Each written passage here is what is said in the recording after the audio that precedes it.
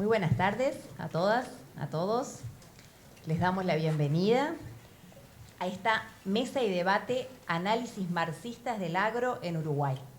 Una mesa que se organiza desde el Departamento de Sociología de la Facultad de Ciencias Sociales y que se enmarca en una línea de investigación del departamento y que busca dialogar con un curso optativo de la licenciatura de Sociología que va a estar comenzando en los próximos días. La invitación a las y los ponentes, a quienes agradecemos especialmente su presencia y sus aportes hoy, es que puedan, de una manera breve, en aproximadamente 10 minutos, poder hacer una presentación de algunas categorías marxistas y de qué manera estas categorías dialogan, se aplican a sus líneas de investigación actuales. La intención de esta mesa es, a partir de estas presentaciones, luego generar, estimular un intercambio, un debate, para que sean ustedes quienes aporten ideas, reflexiones, preguntas a la mesa.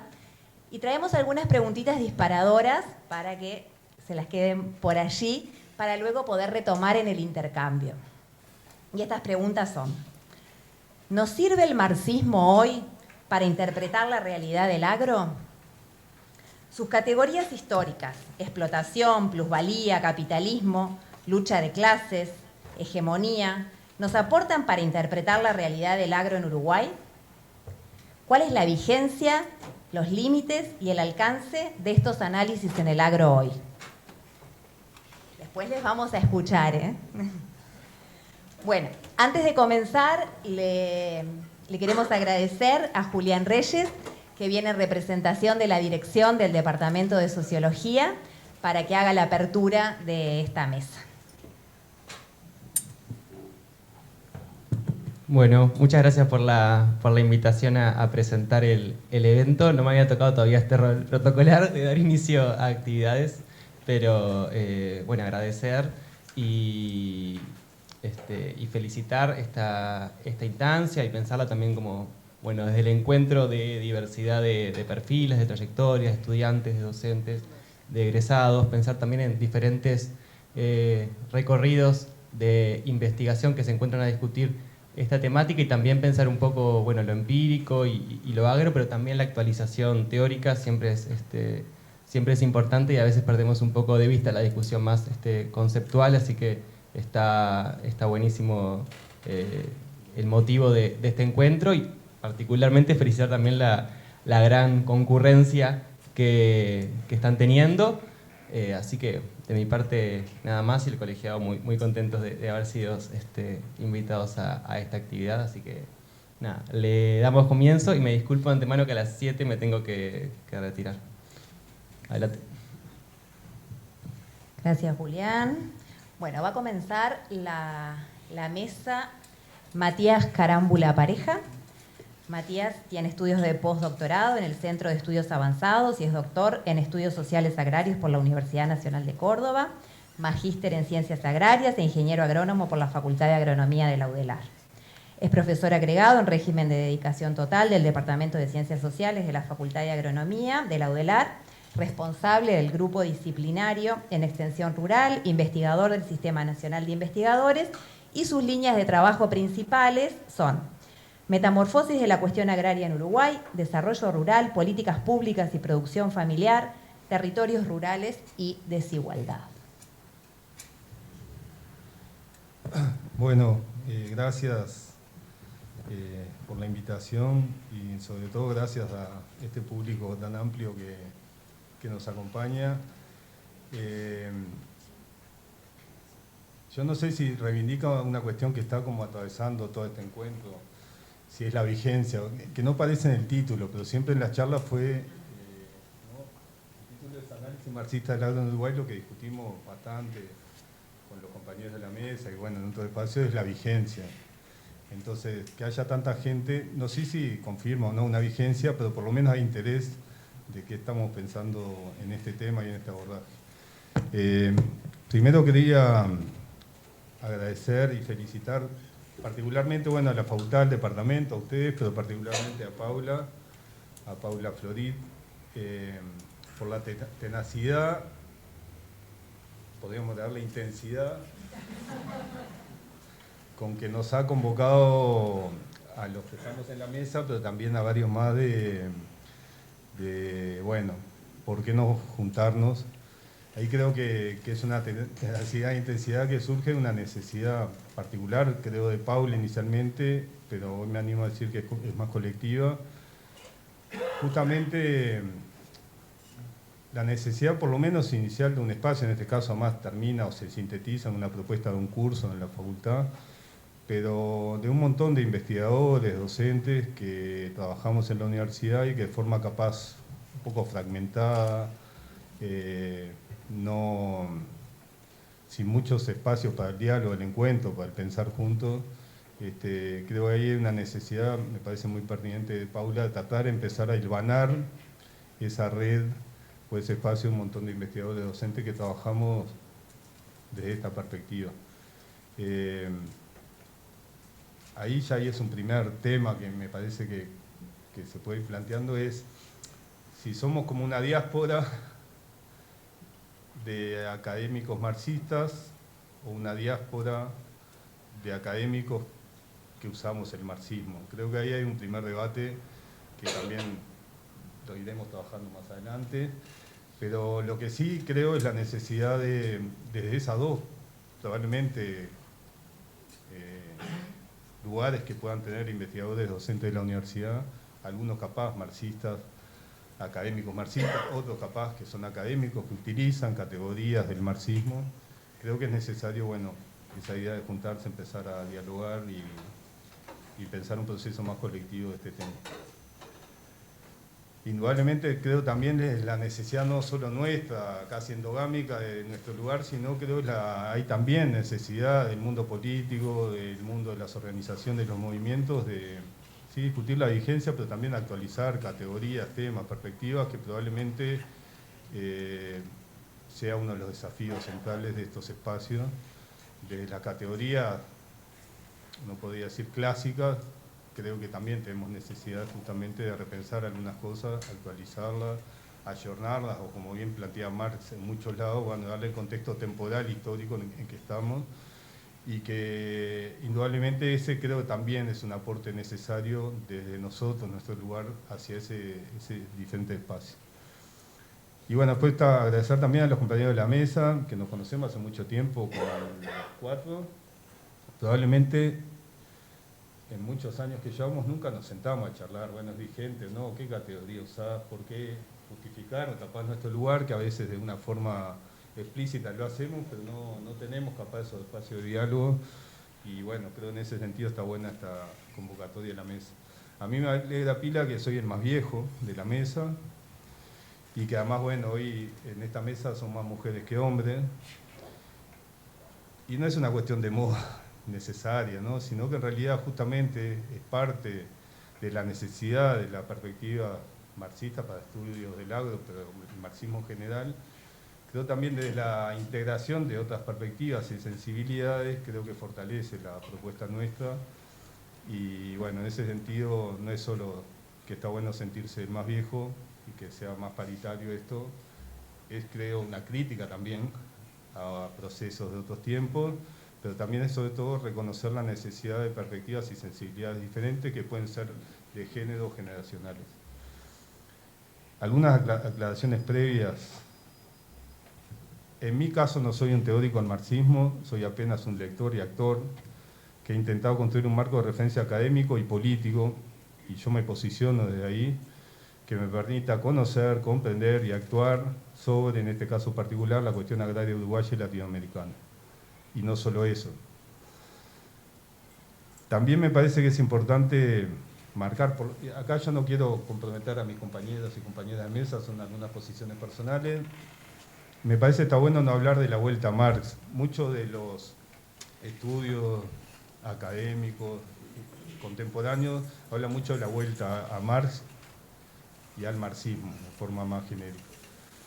A mí me parece que no lo planteamos de ahí, eso puede ser muy menor, pero es interesante. Nosotros lo planteamos capaz, aunque no está en el título, como la vigencia. No es volver de algo que se había guardado, sino que en realidad es tratar de entender si es vigente o no alguna de las categorías o la perspectiva de Marx y del marxismo para el análisis de la realidad.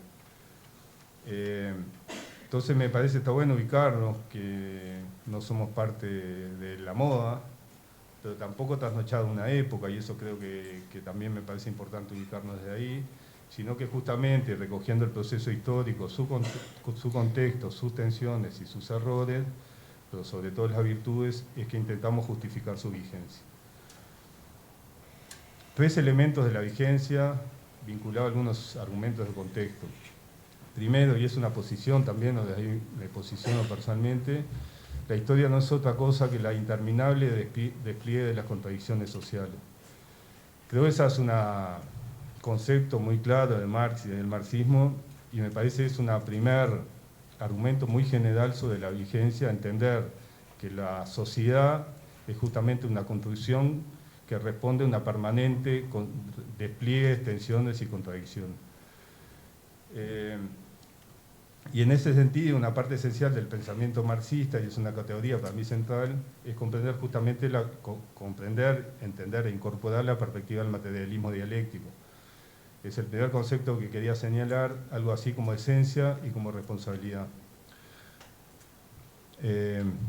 Indudablemente como esencia del pensamiento de Marx y del marxismo, que a veces se desvirtúa un poco esta perspectiva, que es una perspectiva conceptual, ideológica, metodológica, pero también me parece importante como responsabilidad, porque justamente una de las identidades de esta perspectiva conceptual e ideológica es esa cuestión entre la revisión permanente de la teoría con la praxis.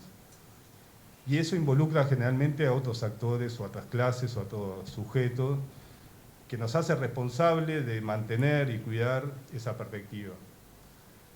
No solo creamos teorías de un lugar abstracto de la realidad, sino nuestra teoría intenta y se construye en ese diálogo permanente con la realidad, y desde ahí es que se reconstruye, se piensa, se actualiza la teoría. Y ahí, como no somos solos nosotros que vamos, investigamos, sacamos resultados, sino que ahí en realidad, por el aporte que hace el marxismo, no es solo una perspectiva conceptual, teórica, metodológica de la ciencia, sino que hay una contraparte permanente, y así se concibe, que son una diversidad de actores políticos, sociales, culturales, que nosotros tenemos que respetar esta perspectiva para que realmente sea un aporte hacia esos procesos, movimientos, en esa primera categoría que les decía, de entender la sociedad como una contradicción permanente entre diferentes fuerzas sociales. Queda un montón.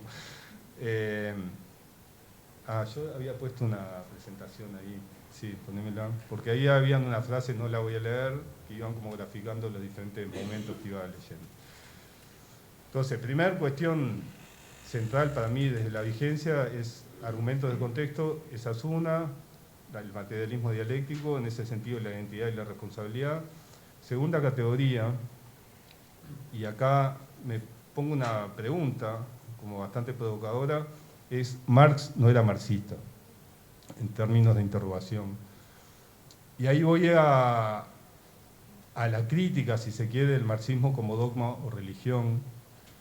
No alcanza solo con Marx o los marxistas, no será necesario pensar en un campo marxista que tenga o incorpore apéndices que fortalezcan la perspectiva.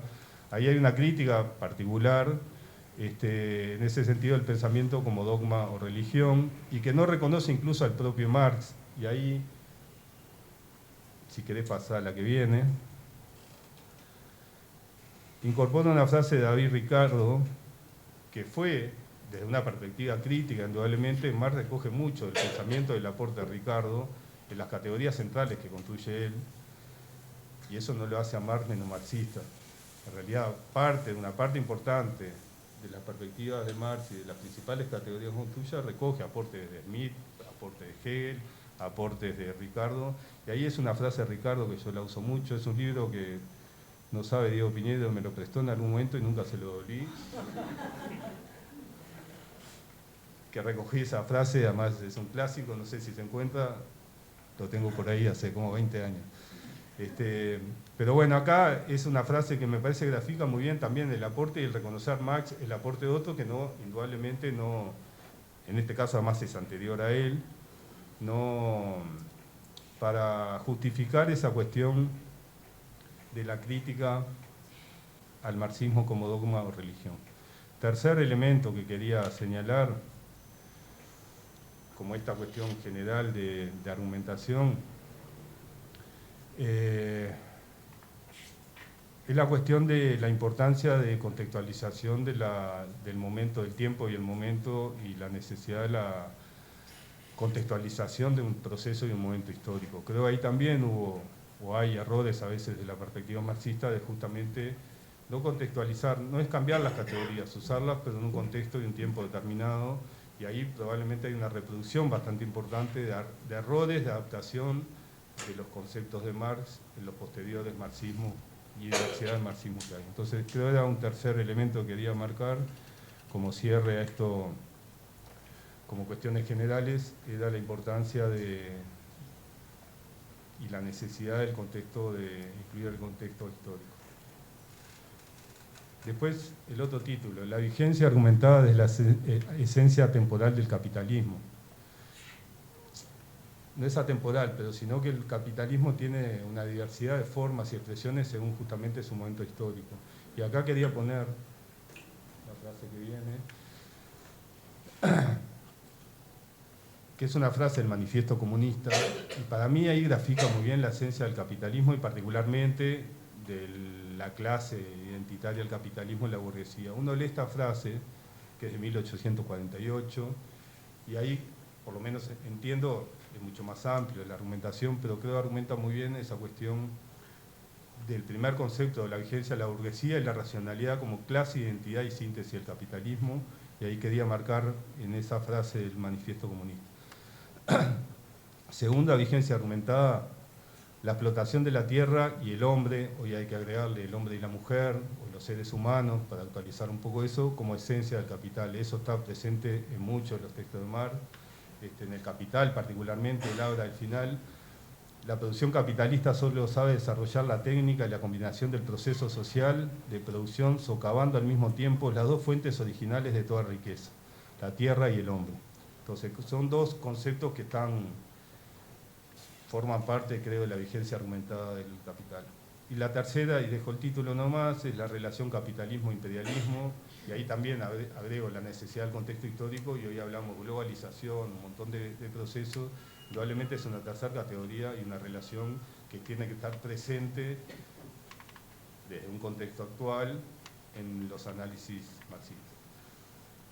Sigo y voy más rápido, mucho más rápido. Marxismo y agro en Latinoamérica, la cuestión agraria y sus tres grandes temas que se han desarrollado, por lo menos en el siglo XX, principio del siglo XXI, indudablemente descomposición, resistencia o recreación de la producción campesina o el modo de producción campesina, la cuestión de la tierra, y ahí Gabriel va a desarrollar mucho más, las clases, las contradicciones, las disputas, los conflictos, es otro eje importante en los estudios latinoamericanos.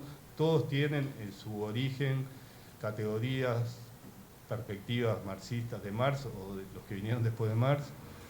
Y creo que ahí también hay dos como ejes transversales que han caracterizado el estudio y el análisis del agro en Latinoamérica. Por un lado, la cuestión de la ciencia, la tecnología y la modernización ha estado presente, ha sido un eje, yo creo, transversal al análisis de la cuestión de la tierra, el modo de producción y las tensiones.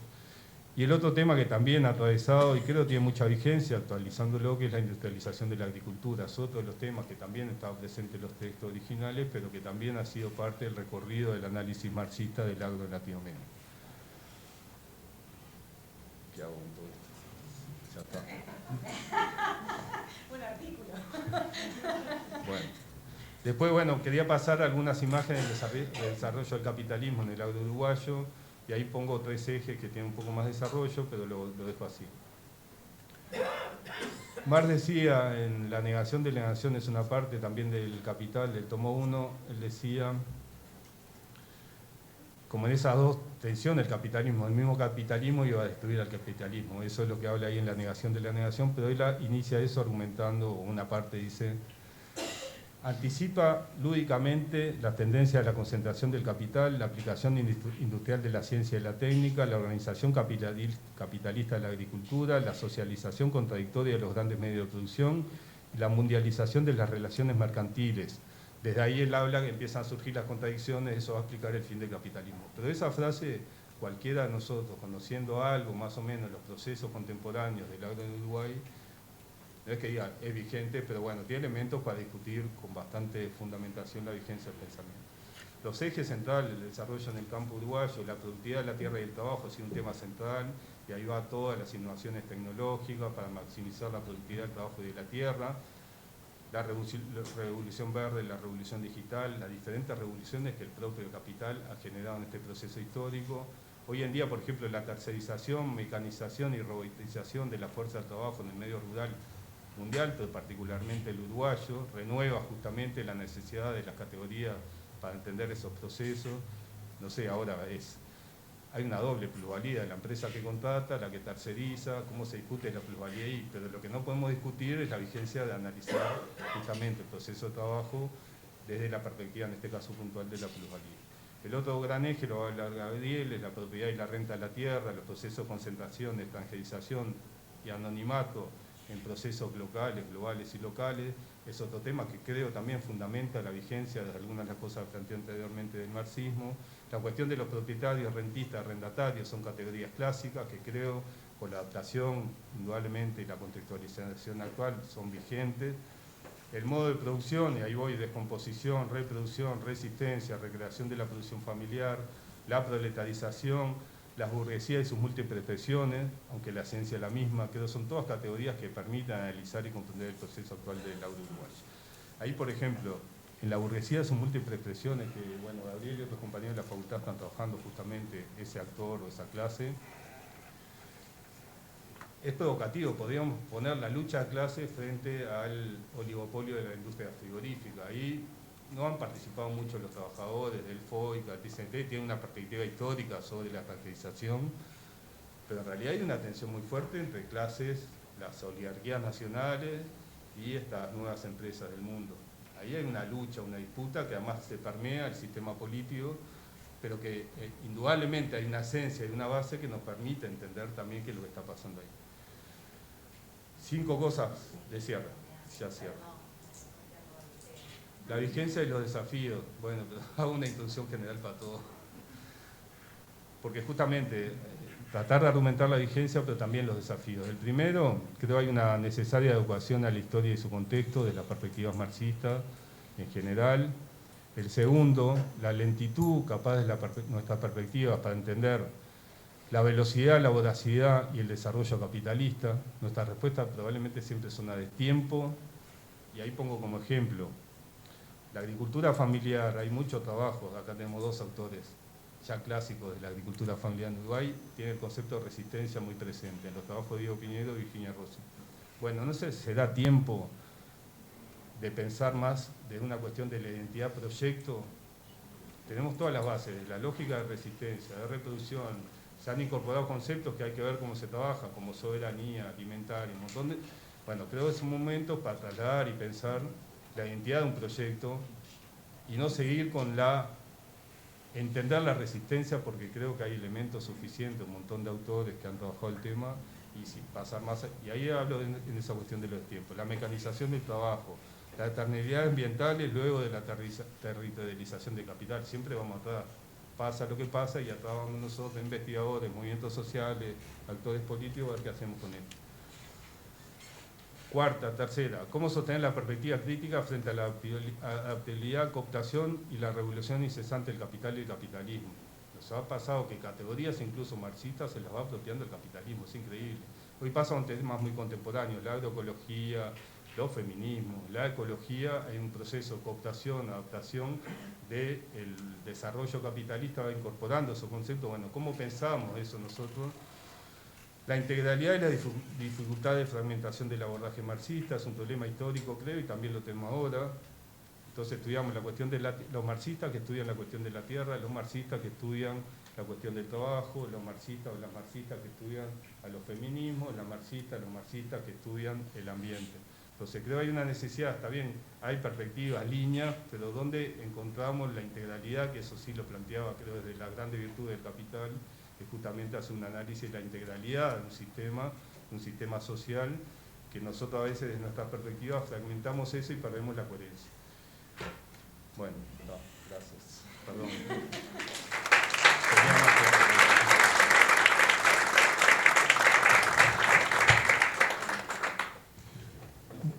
Bueno, muchas gracias, Matías. Paola Mascheroni va a ser la segunda ponente. Ella es doctora en Sociología por la Universidad de Granada, docente e investigadora del Departamento de Sociología de la Facultad de Ciencias Sociales de la UDELAR, integrante del Grupo de Estudios en Sociología Rural, Territorio y Desarrollo de la UDELAR, integrante del Sistema Nacional de Investigadores de Uruguay, y sus principales líneas de investigación se han centrado en las desigualdades vinculadas al mundo del trabajo agrario, los procesos de cambio social rural, género y cuidados.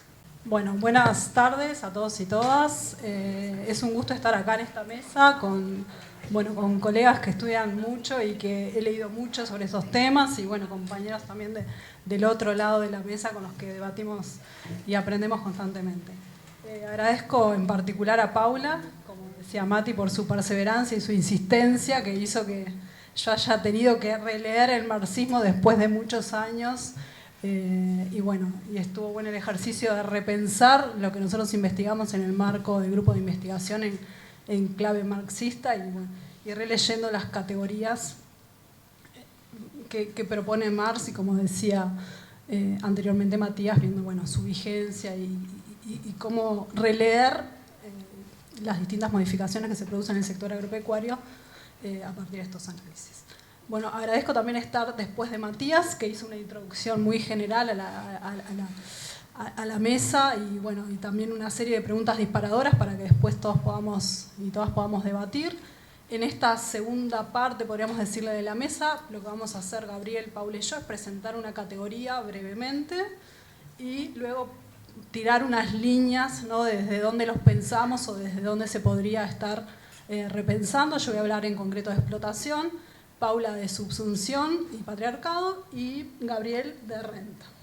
Así que bueno, la propuesta ahora es a repensar. También agradezco que Mati se pasó, así que a mí ahora no me pueden decir nada, ¿sí? En este esfuerzo de tratar de decir todo lo que estuve leyendo estos días, no me alcanzan los 10 minutos. Así que bueno, como les decía, yo voy a hablar de la categoría de explotación, y es importante también una cuestión que, si bien la teoría social de Marx es una teoría, también tiene esa impronta muy metodológica que siempre seguimos, ¿no? Leemos mucho en metodología del ciclo inicial, la seguimos manteniendo, y como ustedes saben, sus conceptos están muy relacionados entre sí. Entonces, si bien nosotros analíticamente los separamos, es imposible hablar de uno o pensar uno sin pensar los otros. Por eso, digamos, hacemos el esfuerzo de separarlos, pero están todos muy asociados y vinculados entre sí. Entonces, eso va a ser como el desafío mayor. Entonces, brevemente, para tratar de hablar de explotación, que era la consigna. Ya lo dijo Matías también al principio, una de las principales contribuciones de Marx fue colocar, digamos, haber puesto de manifiesto la existencia de relaciones de explotación como un aspecto central del capitalismo. Digamos, es una palabra, un concepto además que hasta el día de hoy seguimos, que utilizamos. Obviamente no es un concepto que inventó Marx, sino que repensó y que tomó en función de toda la tradición que toma en sus estudios. Lo importante de este análisis y lo que muestra Marx es el eje de la existencia de un proceso de explotación por un grupo minoritario de burgueses, propietarios de los medios de producción, que compran el trabajo, ¿no?, de una mayoría de proletarios, y que se apropia de ese trabajo que se genera. O sea, en toda la teoría marxista, la explotación, o sea, la base del capitalismo consiste, como dice ahí, en la reproducción del capital, que está basado en relaciones clasistas de explotación. Relaciones de clase que, como bien decía Matías anteriormente, son muy contradictorias, tienen intereses antagónicos. O sea, para que uno gane, necesariamente otro tiene que perder, ¿no? Entonces ahí se quedan expresadas una serie de contradicciones del sistema capitalista, que es un sistema en el cual la clase trabajadora, que es la que genera la riqueza, es la que vive en las condiciones, condiciones de mayor pobreza o más riqueza, más precarias. Desde la concepción, digamos, marxista, de la teoría marxista, digamos, hay un peso central en el trabajo humano que es el único que permite crear y producir riqueza. Y digamos, de ese trabajo que compra el capitalista y que se apropia, ¿no?, del valor que genera en el proceso productivo a través de estos procesos de explotación y extracción de plusvalía. O sea, digamos, hablando muy sencillamente, ¿no?, el burgués, el capitalista, paga un salario al trabajador, pero en su jornada laboral el trabajador genera mayor valor que ese salario que recibe. Entonces, esa diferencia entre el valor que genera y el salario que recibe es lo que, a grandes rasgos y de forma muy sintética, no me maten mis colegas que estudian, explica el plusvalor. Y tiene que ver entonces con ese proceso, con esa transferencia que es desigual y forzada de apropiación del valor que genera el trabajo. Y que esa base, ese salario, que es el salario mínimo que se paga a los trabajadores, está vinculado a la reproducción, digamos, al mínimo que se necesita para la reproducción de ese trabajador, no para que coma y para que esté al otro día trabajando y en condiciones de trabajar, de ese trabajador y de su familia. También hay que, claro, en los textos de Marx, y se ha retomado mucho, ahora, bueno, Paula en particular va a hablar de eso, ¿no? Es ese vínculo entre explotación, capitalismo y patriarcado que permite, ¿no?, que también el salario del trabajador sea más bajo. Entonces, como avanzando medio rápido. Entonces, lo importante en esta concepción de Marx es que toda la... perdón. Bueno, que toda la producción de riqueza del capital proviene de la explotación del trabajo humano. Es decir, o sea, la riqueza viene de la generación de esta plusvalía, y para que el capitalista, el burgués, tenga mayor riqueza, necesita generar más explotación. O sea, es como una característica intrínseca del capitalismo y de este sistema, de este modo de producción que observa Marx. Si bien Marx dice, bueno, la explotación no es algo que sea natural, y que hay otras formas, otros modos de producción en los cuales, digamos, todos trabajaban y no había una apropiación del trabajo de unos por otros, en el sistema capitalista es base del funcionamiento de ese sistema. Y entonces, para generar más ganancias tengo que generar mayor plusvalía, que puede ser, bueno, plusvalía ya sea aumentando la cantidad de horas que trabajan las personas, lo cual tiene, ¿no?, un límite fisiológico, ¿no?, de lo que aguanta el cuerpo, que es la plusvalía relativa, y después, la absoluta, y después una plusvalía relativa que tiene que ver con los cambios técnicos que permiten aumentar la productividad en ese proceso. Y bueno, y después aquí hay dos cuestiones que también han sido muy retomadas y que tienen que ver con, bueno, con cuestiones más filosóficas, si quiere, de lo que es la justicia, la libertad, etc. Y bueno, ¿por qué los individuos, digamos, los proletarios, aceptan formar parte de este proceso desigual, ¿no?, en el cual son explotados, en el cual trabajan muchas horas y reciben un salario a veces inclusive por debajo de lo que necesitan para su reproducción social? Y bueno, la discusión de esos estudios, y que han tomado varios, que me parece que también es un foco y un eje de discutir, bueno, cuáles son las situaciones de desventajas que tienen los trabajadores, que solo tienen su fuerza de trabajo para vender en el mercado, que no pueden esperar muchas veces condiciones mejores para negociar sus salarios y poder trabajar. Es una libertad, porque todos somos libres de decir si queremos trabajar o no, si queremos ser explotados o no. El tema, bueno, es los límites de esa libertad para poder elegir en un sistema en el cual necesitamos tener esos.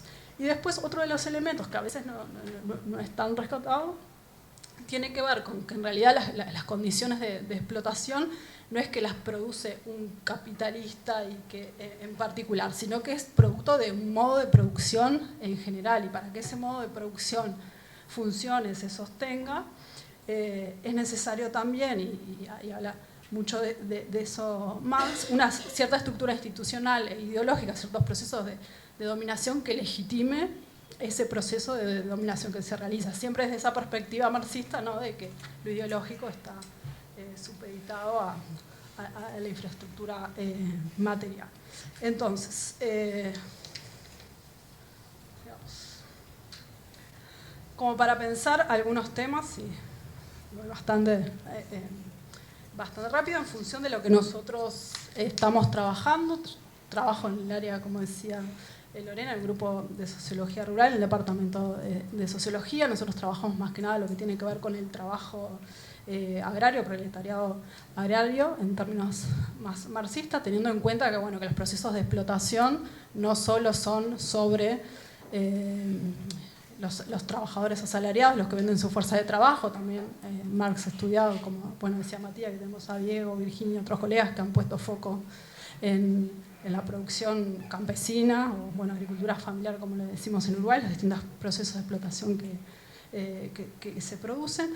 También tener en cuenta que la estructura agraria uruguaya es una estructura que tiene una temprana salarización en relación al contexto latinoamericano, la forma de apropiación del territorio basada en las grandes estancias que expulsaba, digamos, a los medianeros, a, bueno, y procesos más recientes de descomposición familiar que han hecho que, bueno, tengamos una base, digamos, temprana de salarización. Más de la mitad de la población, lo digo rápidamente, más de la mitad de la población trabajadora de Uruguay ha sido históricamente asalariada, o sea, los que sostienen, digamos, la producción son básicamente una fuerza asalariada. Por eso siempre decimos un temprano avance del capitalismo en el agro. Todos los estudios han mostrado, inclusive ahora que se ha dado como una pérdida absoluta de la población económicamente activa, los trabajadores agrarios crecen y tienen también producto, bueno, de los distintos procesos que mencionaba Matías, reestructuración de los procesos productivos en el agro.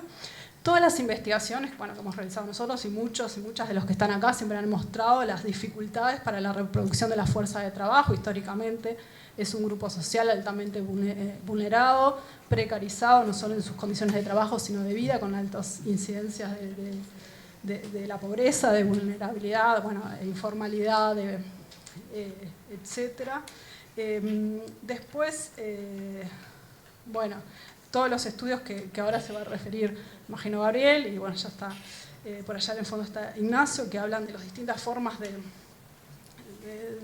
el cálculo que han hecho de la extracción de plusvalía en el agro, que muestran cómo los trabajadores, pese inclusive a los periodos más recientes de crecimiento del sector económico, ¿no?, y más reciente, bueno, hasta hace unos años, digamos, de crecimiento del sector económico, como si bien creció la torta, los trabajadores no lograron apropiarse mucho más, o sea, siguen teniendo una menor participación en lo que es la renta. La masa salarial, si bien ha crecido, sigue siendo muy baja, entonces siguen habiendo formas de explotación. Y después, vinculado, unas cuestiones que hemos hecho foco mucho es cómo la legislación, o sea, cómo las leyes, cómo esa supraestructura también ha garantizado las condiciones para que ese sistema se reproduzca. O sea, la legislación en el medio rural para los trabajadores rurales siempre ha sido más atrasada que para los trabajadores urbanos. Recuerden que recién en el 2008 se legisló la jornada de las 8 horas, o sea que, digamos, producto de diferentes factores que tienen que ver con el peso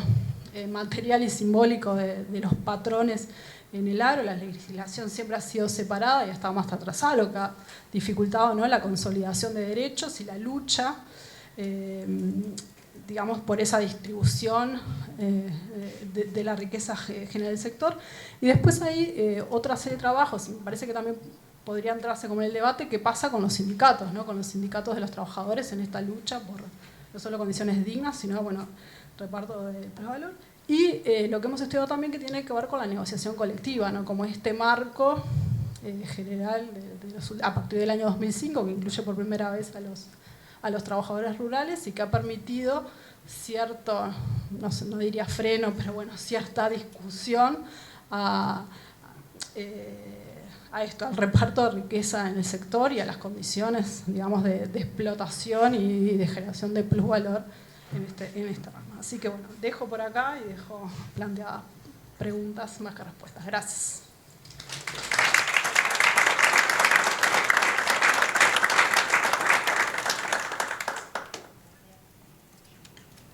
Gracias, Paola. Ahora vamos a escuchar a Paula Florit. Ella es socióloga, máster en sociología y doctora en estudios sociales agrarios, docente e investigadora del Departamento de Sociología y asesora en transversalidad de género de las políticas agropecuarias. Sus principales líneas de investigación se han centrado en los estudios agrarios desde la perspectiva marxista-feminista, haciendo énfasis en las dinámicas de explotación, concentración y expulsión del capital en el agro. Gracias, Lorena. Bueno, ahí un poco Paola ponía en el centro la cuestión de la explotación, que es básicamente para los enfoques marxistas como un núcleo duro para interpretar la realidad. Lo que yo voy a estar trabajando o mostrando o poniendo arriba de la mesa son algunas cuestiones vinculadas a la explotación, pero por un lado, desde lo que son los enfoques feministas marxistas y por otro lado, desde la categoría de subsunción indirecta. Voy a arrancar por subsunción indirecta y después lo vamos como atando. Ahí, como el formato clásico de pensar la explotación es pensar, bueno, esto que decía Pau, ¿no? Hay una persona que es la propietaria de los medios de producción y una persona, un conjunto de personas que son libres en el sentido de desposeídos, ¿no? De despojados de los medios de producción y venden libremente su fuerza de trabajo, con la libertad de la dominación de la que hablaba Pau. Entonces, en la subsunción indirecta es una forma particular de analizar la explotación que se da cuando las personas que tienen la fuerza de trabajo, digamos, no pierden la propiedad de los medios de producción, sin embargo, igual se da un proceso de explotación. En las obras de Marx mismo hay algunos análisis vinculados a esto, vinculados al artesanato, y en el marxismo latinoamericano más contemporáneo se ha visto este funcionamiento en el campesinado, ¿no? Básicamente hay un proceso de explotación, de pauperización, de expoliación del campesinado que se da sin que las campesinas, sin que las unidades campesinas pierdan la propiedad de la tierra, de los medios de producción. Sin embargo, hay un proceso que se da en la articulación entre ese modo de producción campesino que no es capitalista y el entorno capitalista del cual vende su producción y además compra medios de vida, en los cuales sí se transita una explotación. Básicamente en el momento en el que el producto del trabajo se transforma en mercancía porque sale al mercado, ¿sí? Esa es básicamente la categoría de subsunción. Yo lo que hice fue tratar de mirar esa categoría de subsunción. La gran pregunta que nos hacemos, creo que todos y todas, es si todavía puede dar hijos el marxismo, ¿no? Si todavía estamos en condiciones, si estas categorías pueden ser pasibles de utilizarse, actualizarse, pensarse, ver su vigencia, y además si tiene vigencia en el marco nuestro, ¿no? Del agro en Uruguay. Entonces lo que yo hice es, con esa categoría de subsunción, estudiar en particular unas unidades de producción ganadera. Son unidades que tienen la característica de ser, las personas viven ahí, no contratan asalariados o asalariadas, pero tampoco venden su fuerza de trabajo. Son propietarios y propietarias de los medios de producción, y lo que producen básicamente son terneros, ¿no? Sin darle vueltas. ¿No? ¿Y cuáles eran como las dos preguntas iniciales que teníamos en relación a eso? Y ahora con Lori lo estamos como pensando para la horticultura. Básicamente, ¿existe una explotación de estas unidades? ¿Hay un proceso de explotación de estas unidades, aun cuando todavía son dueñas de las medios de producción? Y ahí lo que vimos es que efectivamente, explotación en el sentido que dice Paola, ¿no? Captura de un excedente por arriba de la reproducción. Bueno, Paola, González Casanova, Marx, no solo Paola. Hay una captura del excedente, hay una pérdida del control del proceso productivo y además hay un proceso de dominación.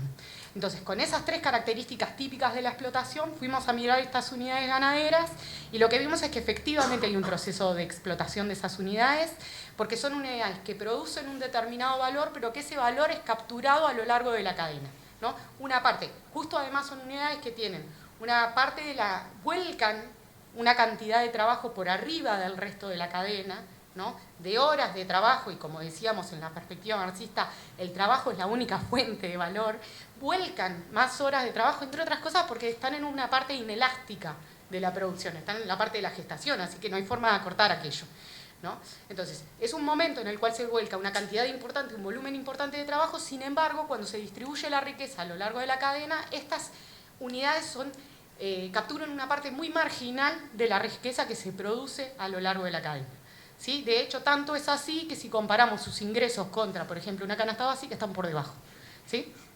Y además, bueno, los compañeros además analizaron como finito esta cuestión de la captura. Pero entonces, lo que vimos es que hay una captura ahí de un excedente que se produce, o sea, un proceso de explotación que se produce de estas unidades ganaderas, aunque no pierdan la propiedad de los medios. Y nos pusimos a ver cómo se daba y en qué contexto se daba ese proceso de explotación, y ahí lo que vimos es que hay un rol fundamental que se da justamente en la intermediación ganadera, en esa persona, en ese sujeto que llega a la unidad ganadera y con la cual comercializan estas unidades, y voy a decir los productores y después les explico por qué digo los productores, con quienes comercializan esos productores. ¿Cómo se da ese proceso de explotación? Se da, primero, por ciertos niveles, por relaciones extraeconómicas que se dan entre ese intermediario, que en teoría es un actor económico, con los productores. Relaciones de cofradía, relaciones de amistad y asesoramiento, relaciones de préstamos por anticipado, ¿no? Diferentes situaciones que hacen que después, cuando llega el momento de negociar precio, la unidad no está en condiciones de negociar precio, porque hay una relación jerarquizada. Otra dinámica que hace que se dé ese proceso de explotación es lo que pasa cuando, en términos de a dónde pueden vender estas unidades. Básicamente, cuando salen, en realidad, por la escala que tienen y por la atomización que tienen, lo único que pueden hacer es ir a vender a la feria ganadera, ¿sí? Que es la feria remate local, digamos, ¿no? Entonces, en esos espacios son espacios en donde especialmente la comercialización es cara y donde después, por la naturaleza de estas unidades, después de que desplazaste los animales a la feria, el costo de volver para atrás sin vender es altísimo. Entonces, en realidad, una vez que lo llevaste, está jugado el precio, ¿sí? Otra cosa que pasa, que estudiamos, es lo que se llama, lo que vimos como opacidad del mercado, que es básicamente que hay una compra al bulto, ¿no? Al bulto. Entonces, la distinción del producto para la fijación de precios se desdibuja en una relación de opacidad donde además yo no puedo discutir contigo porque vos tenés una posición hegemónica en la feria, porque efectivamente me prestaste por adelantado, porque cuando yo ya me comprometí a vender en esto. Así fuimos viendo distintos mecanismos que se dan en la relación portera para afuera que permiten justamente el proceso de dominación donde esta intermediación es clave para poder extraer de las unidades ese plusvalor o ese plus trabajo. Ok. Esa es la parte de explotación. ¿Dónde entra el juego del patriarcado en todo esto? Que es parte de lo que queremos mirar. Portera para afuera se va un producto que se transforma en mercancía y del cual hay una parte del plus trabajo que es capturado por el resto de la rama, ¿no? Portera para adentro, empiezan las preguntas que nos tenemos que hacer en relación, después hay un matiz, pero empecemos por portera para adentro. Portera para adentro. Esa mercancía que se va, los estudios que hicimos, pero yo le estoy diciendo a gente que trabaja en el agro, o sea, lo que yo voy a decir a ustedes les va a hacer eco al toque. El portera para adentro, esa mercancía que se va, ese ternero que se va, o esa mercancía que se va cargada de básicamente 3 formas de trabajo. El trabajo agropecuario de los varones, el trabajo agropecuario de las mujeres, que muchas veces aparece invisibilizado, pero que existe, y lo tenemos medido, y el trabajo reproductivo eminentemente de las mujeres. ¿Por qué el trabajo reproductivo eminentemente de las mujeres? Y acá la teoría, las marxistas feministas no ceden una posición en esto. La reproducción de la fuerza de trabajo que permite que ese ternerito salga para afuera, o sea, que esa persona esté alimentada, comida, vestida y demás, requiere trabajo reproductivo. En la noción marxista de todo el trabajo socialmente necesario, el trabajo reproductivo es necesario. Por lo tanto, atrás de ese ternerito, atrás de esa mercancía, se va el trabajo reproductivo, que los estudios nos muestran que es eminentemente de las mujeres, el agropecuario de varones y mujeres. Por lo tanto, ya hay una explotación de portera para afuera que explota el trabajo doblemente a las mujeres, el agropecuario y el reproductivo. Pero además, portera para adentro, y esto es parte de lo que estudiamos, habíamos dicho que la explotación requiere captación de excedentes, pérdida del control del proceso productivo y dominación. Lo que nosotros estudiamos portera para adentro es que, 1, captación del excedente. Hay una parte de la riqueza, ese ternerito parcialmente es pagado adentro de la unidad. Lo que nosotros vimos es que esa parte de esa paga, la concentración del manejo del dinero lo hacen los varones y la titulación, que podría ser trabajo petrificado, también está a título de los varones. Por lo tanto, si existe un excedente o existe una riqueza que captura la unidad, está masculinizada. Lo segundo que estudiamos es cómo se dan las decisiones en los procesos productivos. Y ahí identificamos un dominio casi que absoluto de los varones en las decisiones de los procesos productivos y comerciales. Por lo tanto, uno de los segundos factores, un segundo factor de la explotación también se da de la portera para adentro. Y la tercera tiene que ver con la dominación, y ahí lo que venimos estudiando es cuáles son las dinámicas que permiten que una mujer productora, ganadera, produzca, trabaje agropecuariamente y reproductivamente, y sin embargo no capture o no maneje sus ingresos. Y ahí lo que hemos estudiado es básicamente llevar al agro lo que han estudiado las teóricas feministas en muchos otros ámbitos, como la maternidad obligatoria, la división sexual del trabajo, la violencia basada en género, los estereotipos de género, todos factores que funcionan dentro de estas unidades y son funcionales a esa dominación. El resultado de lo que venimos viendo, y que ahora venimos como pensando en otros sectores, y no hace ruido en otros sectores, también nos parece que viene como sirviendo, es identificar estos procesos como de explotación y subsunción que tienen una pata en la expoliación de las unidades, pero también una mirada a la interna de las unidades donde el patriarcado juega una función importante en que se realice esa explotación. Y ahí, solo para terminar, a mí me generaba como 3 reflexiones que me parecía que valían la pena como pensar de este insumo, que es un insumo, ¿no? Que es, uno, es que trayendo estas categorías marxistas al contexto nuestro agropecuario, son fructíferas, nos muestran cosas que habitualmente no pensamos o no miramos y que por lo tanto todavía estamos en condiciones de desarrollar, profundizar, pensar la realidad específica de nuestro agro desde el marxismo y en particular de la articulación entre modos de producción. Un segundo, más vinculado a la política pública, ahí como poner el eje, problematizar, discutir todo este rol de estas intermediaciones. Todo lo que estamos pensando, el lugar donde se está realizando la explotación para estas unidades es el espacio de la intermediación y la comercialización. Entonces, hay mucho para pensar en ese espacio cada vez que tomamos una decisión sobre cómo agregamos, cómo comercializamos, sobre los grandes centros de abasto. Hay una discusión ahí.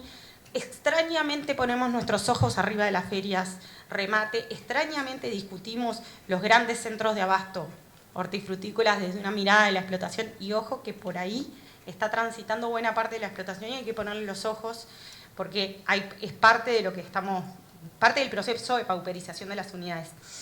Y lo último, más pensando como más desde la praxis política, es que a quienes transitamos muchos ámbitos, este y otros, a veces nos cruzamos con la discusión de la contradicción principal, es un poco de modé, pero no.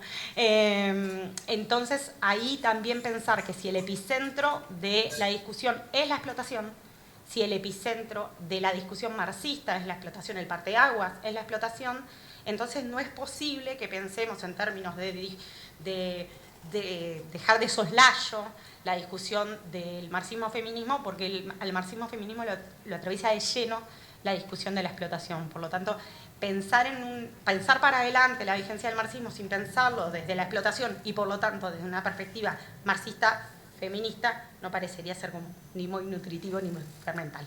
Por ahí, muchas gracias.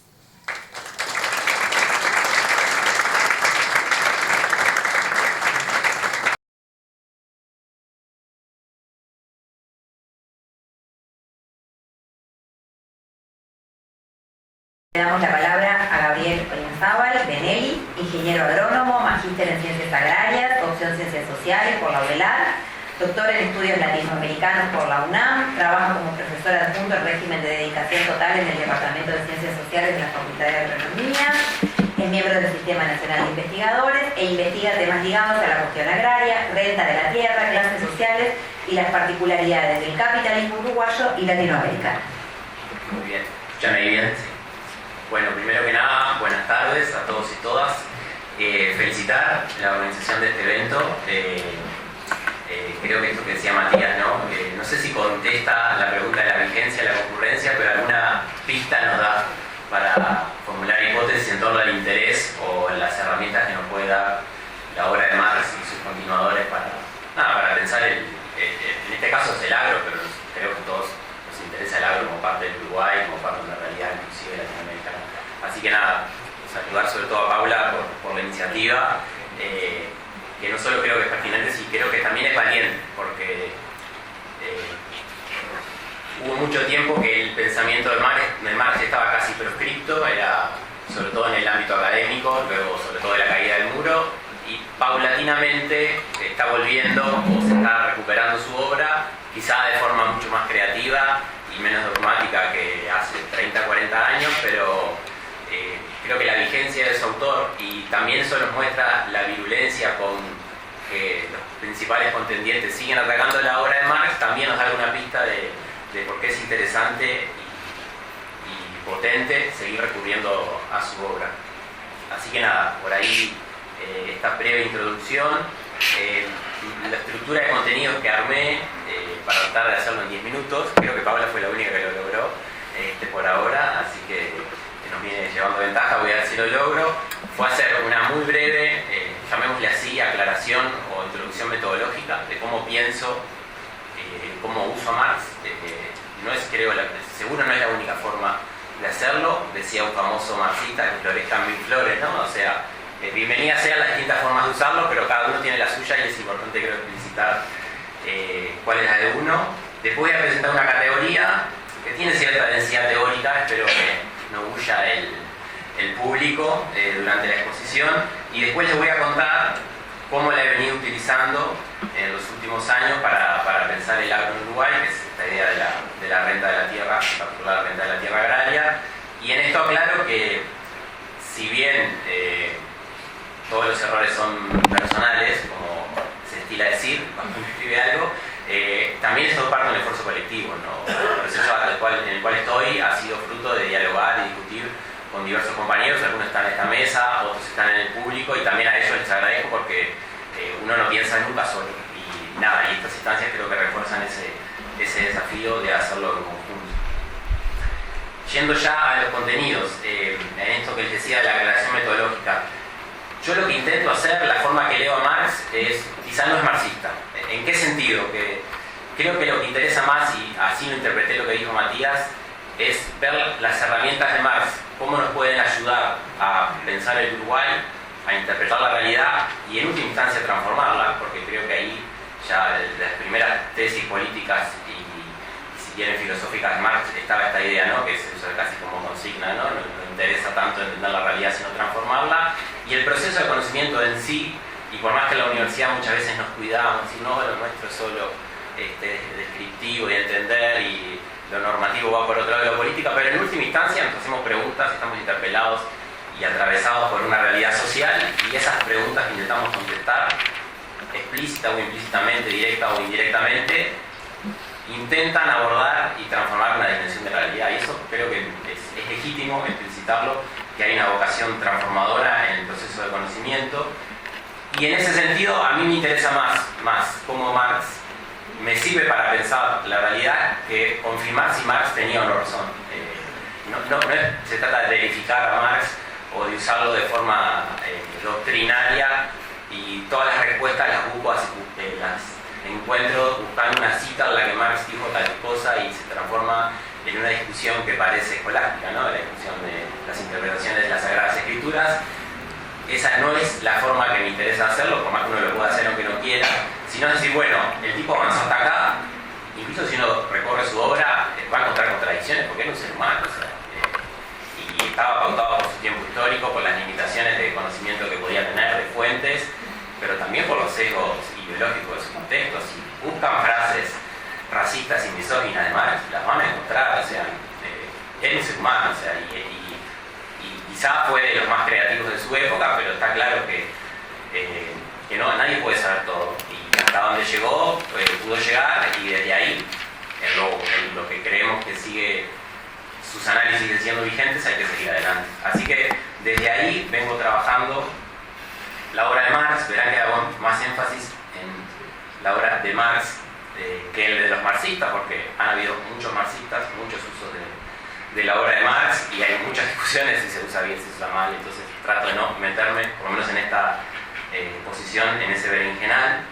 Desde ahí, lo que yo vengo trabajando ya hace casi 10 años no solo, pero sí con mucha centralidad, es esta idea de la renta de la tierra agraria, que tampoco es un trabajo original, y voy a mencionar algunos antecedentes que existen en Uruguay a la hora de pensar la renta, pero sí entiendo que pensar esta fuente de ingreso que remunera la propiedad de la tierra en un país que, si uno mira su lugar en el mundo, ¿no? cómo se compone, por ejemplo, su canasta de exportaciones es desde antes que fuéramos un país independiente, es exportar bienes agropecuarios. Si uno mira, sale un poco de Montevideo y mira las dinámicas productivas de empleo territoriales, es eminentemente agropecuario, y está montado ese sistema productivo en la explotación de recursos naturales que tienen una serie de particularidades, son finitos, o sea, no son infinitos, son no reproducibles, y acá hay una idea central que ya está en Ricardo, por ejemplo, que hoy lo citaba Matías. No se puede fabricar una otra pampa húmeda, al menos hasta ahora, no sé, en 50 años con la inteligencia artificial. No se puede fabricar otra cordillera de los Andes o otras condiciones extraordinarias a partir de las cuales se desarrollan actividades productivas que dependen de la explotación de esos recursos. Y la explotación en condiciones privilegiadas de esos recursos se traduce en una serie de particularidades. ¿Cuál es una de ellas? Es que los que están arriba de esos recursos apropian un ingreso extraordinario que ya desde los economistas clásicos llamamos renta de la tierra. Entonces, esos primeros economistas clásicos, quizás los primeros cientistas sociales modernos, tenían una preocupación, entre otras preocupaciones, en entender cuál era el origen, y la distribución de la riqueza, y en particular qué diferenciaba a los terratenientes de la burguesía industrial, ¿no? Ricardo era un burgués industrial que se hizo millonario y fue uno de los principales desarrolladores de la idea de renta, y parte de su prédica, pues además fue parlamentario, y su investigación sobre los textos clásicos de la economía era decir, bueno, acá hay una clase ociosa que nos está chupando parte del esfuerzo productivo y que son los terratenientes, y trató de entender la idea de renta para entender a los terratenientes. Entonces, ¿por qué renta de la tierra? Y acá me pongo un poco más fino en la exposición de la categoría. Les decía yo, hay ramas de la economía en la economía capitalista. Esta es una categoría, lo explicito ahora, que hace el modo de producción capitalista, no tiene que ver con modo de producción anterior al capitalismo, y la insistencia de los terratenientes en la actualidad es un producto de la propiedad moderna de la tierra. En esos términos incluso lo expone Marx. Si bien uno puede hablar de terratenientes en la sociedad feudal, lo que estamos viendo ahora cuando mira propiedad de la tierra no es un sujeto o un actor o una clase extracapitalista, sino un producto de la sociedad capitalista. ¿Por qué? Porque hay explotación de recursos naturales, les decía yo, finitos, naturales, no reproducibles, heterogéneos. No es la misma la calidad del suelo, para poner el caso del Uruguay, en Soriano que en el norte de Artigas, y eso hace a las productividades del sector según donde esa empresa está ubicada, y esas productividades diferenciales hacen que los retornos que van a tener son diferentes. ¿Y eso por qué es? Porque el precio de los bienes que se producen con este tipo de recursos naturales se fijan en las peores condiciones. O sea, el que determina el precio de mercado es, dada una demanda, el peor suelo, pongámoslo así, que es como lo dice Marx. Es decir, si pensáramos que el Uruguay es todo el mundo, el peor suelo del Uruguay es el que determina el precio de un kilo de carne o de un kilo de soja.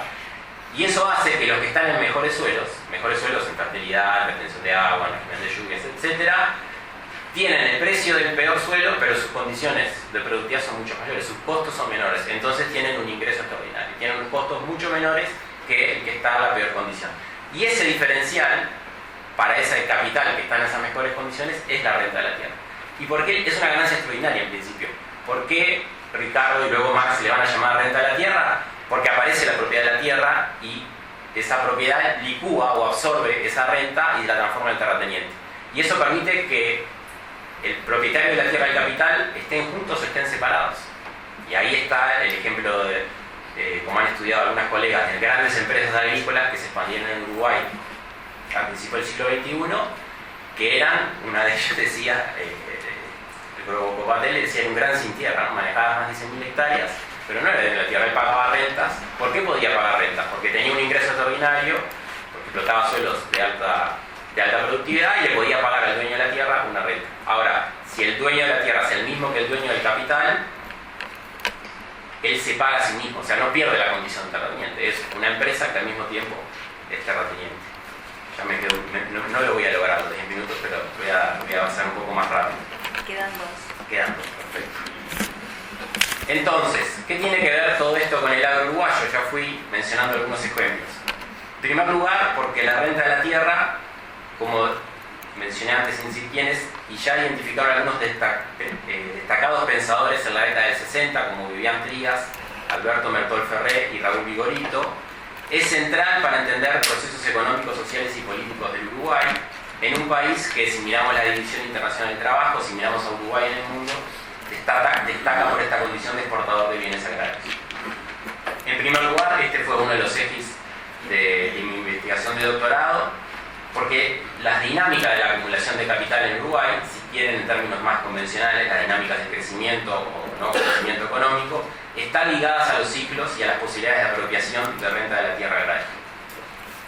¿Por qué? Porque, para empezar, aparece un ingreso extraordinario para un exportador de bienes agrarios que permite capturar un flujo extraordinario cuando los precios de riqueza o de plusvalía, si quieren en términos estrictos, cuando los precios internacionales son muy altos, ¿no? Los famosos boom de commodities, el famoso, por algo se le llamaba, periodo de vacas gordas, tienen que ver con las condiciones de bonanza en los bienes que produce el Uruguay. Eso hace que ingrese un flujo de plusvalía, de renta de la tierra extraordinario, y eso dinamiza la acumulación de capital del Uruguay.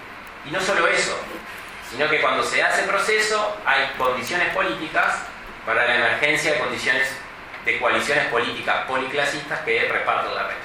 Y ahí está el vallismo y los vallismos a lo largo de la historia, si bien hasta el Frente Amplio puede ser pensado como una nueva edición del vallismo, que aprovechan esa bonanza internacional dada por las condiciones extraordinarias de los precios para repartir renta agraria. El problema es que los precios internacionales y en particular de los commodities fluctúan, aparecen competidores en el mercado mundial, hay cambio técnico. Si alguien sigue la agenda de discusión del agro, lo que algunos no quieren llamar de carne sintética, están en el orden del día. Entonces, y la posibilidad de aparición de sustitutos, como pasó con los textiles, ¿no? La lana, que fue el gran producto de exportación del Uruguay, hoy termina siendo un producto de nicho porque cambió la industria de la vestimenta a nivel mundial. Entonces, cuando la renta se achica, toda esa bonanza que estaba ya no está, y entonces las condiciones para dinamizar la acumulación de capital y para sostener coaliciones políticas que repartan la renta agraria ya no son tales. Lo que yo he encontrado, mirando el proceso de los ciclos y la magnitud y la distribución de la renta de la tierra agraria en Uruguay, es que se da una dinámica de reparto más o menos 50-50. ¿Cómo es ese 50-50? Bueno, la mitad de la renta, en un promedio de 60 años, la capturan los dueños de la tierra, o sea, los terratenientes, y la otra mitad es distribuida hacia el resto de la sociedad. ¿Cómo se distribuye? Y capaz que esto les resuena si siguen la agenda de debate sobre el agro, fundamentalmente, en el caso uruguayo desde la década del 50 hasta el presente, a través de la política cambiaria. Lo que algunos llaman el atraso cambiario, o la política, o los productos, o el proceso de sobreevaluación del tipo de cambio. Por algo, si uno sigue los comunicados de la ALU, de la Federación Rural, en general el tipo de cambio está en el centro de sus reclamos, y esto atraviesa a todos los políticos, a todos los gobiernos políticos. Pasó con el gobierno actual, pasó con el gobierno del Frente Amplio, pasó con los gobiernos del Partido Colorado, pasó en dictadura, pasó sin duda en el segundo vallismo. Hay procesos recurrentes de sobrevaluación del peso uruguayo que implican que el sector exportador pierde renta, y esa renta es transferida a todos los que acceden a dólares abaratados. Para ir redondeando, yo les decía, los terratenientes capturan, los dueños de la tierra en Uruguay, agropecuaria, aproximadamente el 50% de la tierra agraria, y si uno mira ese ingreso como fracción del Producto Bruto Interno del Uruguay, yo lo que he encontrado con estimaciones de largo plazo es que, en esto también ha trabajado Ignacio Narbondo, que hizo su tesis de maestría sobre el tema para el periodo 1870-1930, es que si al comienzo del siglo XX los terratenientes capturaban más o menos un equivalente al 20% del PBI, hoy esa fracción es en el entorno del 5%. Eso nos habla, o a mí me abre la pregunta de cuán poderosos en términos económicos, políticos y sociales son hoy, si los comparamos con los antiguos propietarios de la tierra en Uruguay. Mi impresión es que hay una transformación importante cuando uno piensa la estructura de poder económico en Uruguay hoy, en las cuales la propiedad de la tierra y los dueños de la tierra siguen teniendo un rol importante, pero quizá no son el eje que estructura, esto lo tiro de forma más provocadora, la gran propiedad hoy o los sectores dominantes en Uruguay. Redondeo por acá la última idea, la retomo en la ronda de preguntas. Vuelvo a agradecer por el tiempo y por la atención, y bueno, esperemos que esta instancia de intercambio ahora sea la más interesante. Bueno, muchas gracias nuevamente Un minuto para la respuesta. a las ponentes y a los ponentes.